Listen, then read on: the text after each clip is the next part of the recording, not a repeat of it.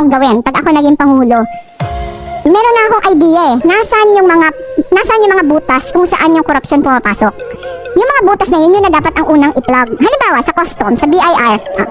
Halos pareho po kasi yung custom sa BIR. Na dapat fully i-digitize na. Dahil dapat yung mga mararami yung butas, kailangan i-minimize na o alisin na yung person-to-person engagement. Kasi yun yung yun yung nagbe-breed ng corruption. Na yung yung usap. Nauuso sa atin nauuso sa atin in custom, sa BIR. Ano mismo? Official mismo ng pamahalaan. Kakausapin yung kliyente, sasabihin, nako, yung assessment mo ganito, pero kung okay sa'yo, pag-usapan na lang natin, ganito na lang yung babayarin mo. Pero kung digitize na lahat, tapos transparent kung magkano yung assessment, hindi siya mangyayari. Pero isa lang yun, Bishop. Sorry ha, kasi nakikerry daw ako, Bishop eh. Yung pangalawa, and ito po ay naging bill ko din in Congress, yung empowerment bill. Yung empowerment bill, yung pinaka-idea niya is to ensure that there's a People's Council that will run parallel sa lahat na government offices, government instrumentalities, and local government units. Sa Naga din po yung galing sa asawa ko. Ano yung People's Council? Ang People's Council, multi-sectoral ito, na mga stakeholders, na meron siyang interes sa klase ng trabahong ginagawa ng opisina. Bakit mahalaga na may People's Council? Again, di ba may kasabihan na ang nature ng tao, pag may kumakanta tayo sa banyo, kahit sintonado tayo, okay lang kasi walang nanonood.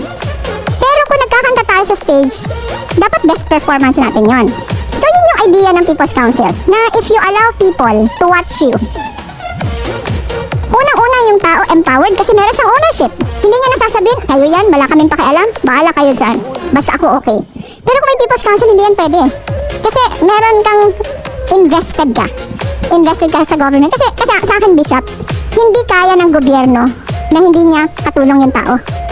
Kahit pa anong husay ng ihahalal nating Pangulo, walang transformation kung ang tao mismo hindi magta-transform. So yung sa akin, ang gagawin dapat ng gobyerno is to provide that mechanism. Pero kailangan legislated kasi hindi pwede na may mechanism ka nga pero subservient naman sa'yo. Diba? Dapat yung body i-create mo independent eh. Para hindi siya nasa Stockholm syndrome na dahil alam mo yon, na pag mali, magsabi siyang mali, pag tama, puriin niya. So sa akin, Bishop, yun yung dalawa. Hindi lang sa customs, hindi lang sa BIR, pero yung lahat na agencies na merong ganitong butas na pinapasukan ng korupsyon, kailangan siguruhin yung mekanismo. Hindi ba siya pwedeng pag Pangulo na ako, ipapakulong ko yung mga nagkasala. Hindi yun mag-work eh. When the government instrumentality issues policy statements, dapat dumaan yun doon sa